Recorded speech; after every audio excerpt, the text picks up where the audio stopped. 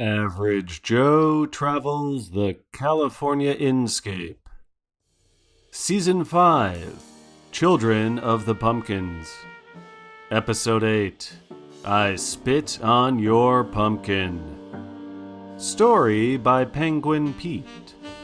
Written by Dodge Zelko. Centrifuge calibration by Clyde Wren. And featuring the vocal stylings of This Is Signal. It was damn decent of Sammy to show up like this. Even if he was all bravado and bluster, the gesture alone warmed my heart. I just wondered where the others were. Or had Spunker absconded on his own? And to what purpose? Just to save me? Also, what sort of fertilizer was he slathering on that impressive mandible of his to cultivate such a lush beard? Why, just yesterday afternoon he'd been as baby-faced as a Gerber model. Within the confines of my wooden cage, I observed what was certain to be Sammy Spunker's final heroic stand. Come one, come all! 2 fists is plenty for the lot of you. A bunch of spineless, groveling half-wits. Let's see what you got. Put up a good fight for the Great Pumpkin. The cultists, successfully goaded, bum-rushed him from all sides. But just before Spunker's inevitable squashing, I blinked and he was gone. Those leading the charge collided into each other, a chorus of conked skulls. Nursing the bumps on their foreheads, they looked around in dismay. My eyes were peeled too. I should have known Lucretia and Anne wouldn't dispatch him without an ace up his sleeve. And, a beard on his face.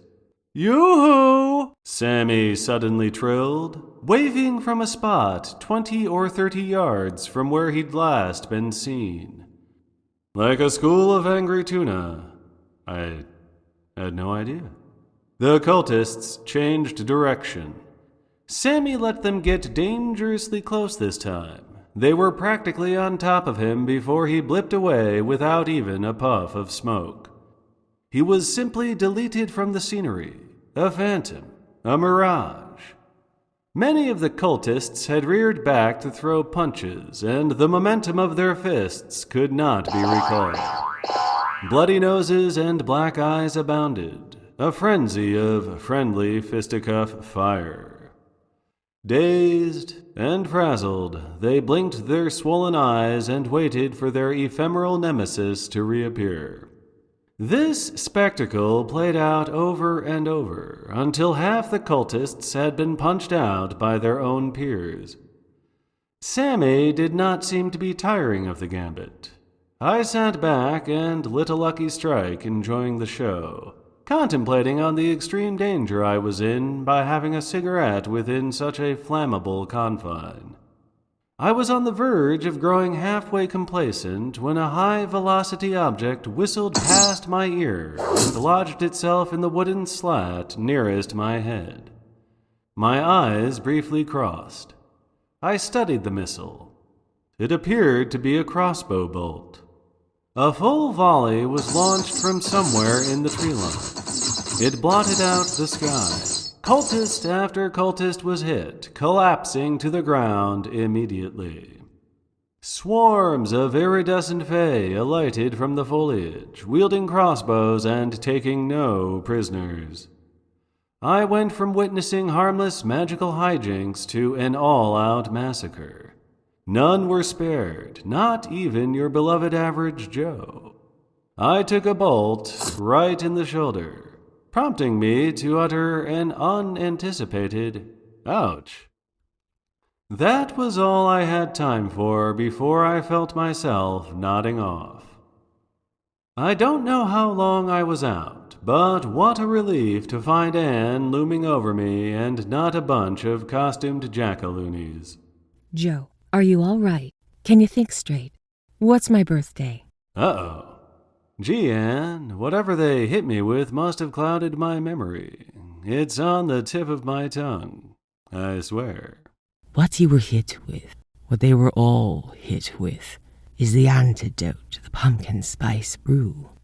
I picked my head off the ground and spied Lucretia nearby, pinning down a solitary squirming fay with her boot. The rest of its kind seemed to have fled. Everywhere, discombobulated cultists made groggy inquiries of each other, trying to piece together through a fog of fey mischief exactly what the heck had happened. I felt for them. I was still piecing together the implication of Lucretia's statement. Meaning no one is brainwashed anymore? While sloughing off to La La Land with the bolt's potent antidote seeping into my bloodstream, I'd been quite sure I was about to die. My life even flashed before my eyes. The very finest slice of coconut cream pie I ever tasted at a rinky-dink diner in Pocatello, Idaho. My first sip of whiskey as a precocious 11-year-old, supplied by a mountain man in my hometown who distilled his rye in a 200-gallon propane tank. My first kiss. A stray border collie named Wallace. A sudden surge of Joe-level rage welled up inside me. I subdued it as best I could, priding myself on my trademark aplomb. But the sight of that daft little fairy with its crossbow close at hand had me wishing Lucretia would squash the thing once and for all. I'd shed more tears for a wad of bubblegum, even if I hadn't liked chewing it. Trademark aplomb temporarily forgotten, I made a lunge for the thing. But Anne held me back. Joe, you're not in your right mind. You need rest. It's all right. The Fae have emancipated their slaves. It's over. What the heck did I miss? Where's Spunker? Why is he so... Why? Does he keep vanishing? Well, that too, but why is he so bearded? Anne took a breath, as though she expected I might not like what she had to say. You've been gone for a week, Joe, in the clutches of the pumpkin cult. Why, that's poppycock, if you'll pardon my language. It's been a day and a night at most. I can still taste that fricassee I had at lunch with Jack Hill. Well, I suspect you haven't brushed your teeth since then. She had a point. My tongue did taste a bit off and felt a bit swollen. Something else must have been happening to distort your sense of time. Did you find the Great Pumpkin? Did Anne's hallucinogenic powder work? Yes, I met the Great Pumpkin all right, but it was not human. I see. Then any kind of magic might have warped you. But first, we have good news. The Fae have forsworn their human slaves, saying they are too unreliable. The cult has gone completely out of control. You don't say. And the Fae don't want to upset the balance of nature, so they're shutting the whole operation down, going back to other pursuits. How big of them? I was still glaring at the half-pulverized prisoner under Lucretia's insole. She had apparently gleaned all this knowledge by interrogating it. I've been tutoring Sammy over the past week on how to move through the limbo dimension. He can pop in and out as he pleases. She looked around a little quizzically. Although I'm not altogether sure which dimension he's in presently. Well, I've got some news of my own to share. I haven't just been lollygagging around, eating pumpkin pie in a halcyon daze. Do tell. I spoke to the Great Pumpkin, personally, and found out that he's a Wendigo. That got their attention, Lucretia's in particular. She strode toward me, forgetting all about the Fae under her foot. It scurried away without wasting a moment. Deceitful little vermin. I hope it stubs its toe somewhere. A Wendigo? Surely you're mistaken. Either that, or you're lucky to be alive. Confrontations with one are rare. Even rarer is to survive. What can I say? He seemed to like the cut of my jib. Through the delirium of all I'd been through, taking a heavy dose from a crossbow bolt and whatnot, I tried to assemble a coherent account of my meeting with the pumpkin overlord. How he trapped me like a fruit fly in a giant whiskey glass. How he was, evidently, a mind reader. How he plied me with pumpkin spice and made me compliant. The witchy women were agog. Their jaws came unhinged. But as my story went on, I recognized I was making less and less sense. Some of the specifics were hard to conjure up. It felt more like recalling a dream. And then he said the moon was made of cheese. No, wait. He said cheesemakers would go to the... No. He said something about metal golems, too. Oh, and he mentioned that Raxeed Shamstrom, who used to be called Shoestring or something, is a dark wizard reincarnated from a shaman who cursed this land centuries ago. That's why Chatterskull Falls is such a paranormal magnet. I started to trail off here, so Anne shook me by the lapels. My proverbial lapels. I was still in a pumpkin robe. Anything else, Joe? Is there anything you're leaving out? No, I don't think so. After that, I was caged in a wicker effigy. I remember being oddly enthusiastic about the prospect of being burned alive. That's when Sammy showed up.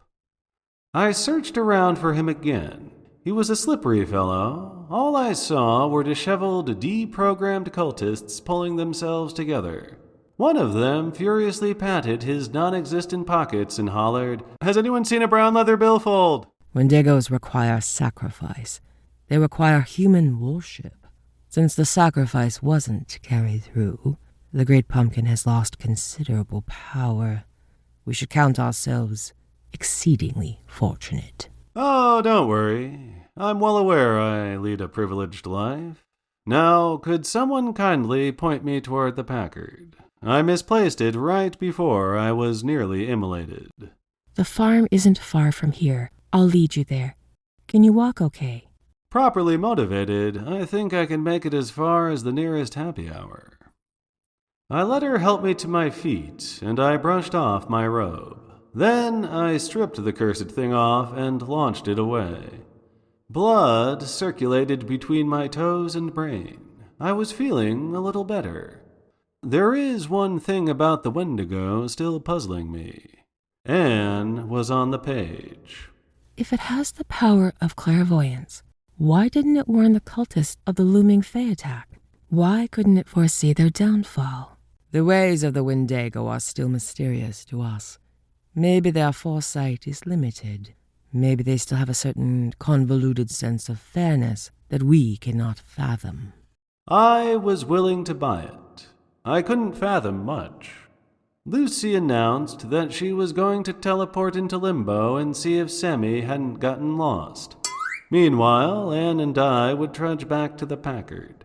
I cast a final despairing look upon the reformed masses, many of them shedding their robes as I had done. Hopefully, this would be a learning experience, and in the future they would find more productive uses of their time. Like figuring out how to get those ships and those skinny glass bottles out, so that maybe you can float them in the bathtub. Strolling side by side down a path through the trees, Anne and I shared a cigarette. We laughed about the latest follies that had befallen us. She mentioned that Starwing was more neurotic than usual these past days because her beau, Chucky, was having a hard time finding work as a marine orthodontist. And I regaled her with my description of Dr. Pataki Dalma, blaring opera and toiling in morbid solitude up in her crenellated morgue. A rustle of leaves caught our attention. Some innocent fauna? A rogue occultist trying to find his way home? I should have known better than to expect such luck. It was, in fact, a horde of giant pumpkin golems. Snaking from their leafy green bodies were an imbroglio of whip-like vines. Vines that looked stronger and deadlier than anacondas, capable of mincing a man into cranberry relish. With a dash of cloves, some orange zest. When was the last time I'd eaten? Joe? Before our eyes, one of the golems uprooted a ponderosa pine and flung it into the air. So high that it stood in brief cameo against the afternoon sun before crashing back down into the canopy. I am hungry. Crashing back down into the canopy several yards away. Yes, and? I propose we run for our lives. That sounded like a Cracker Jack idea to me. Cracker Jack.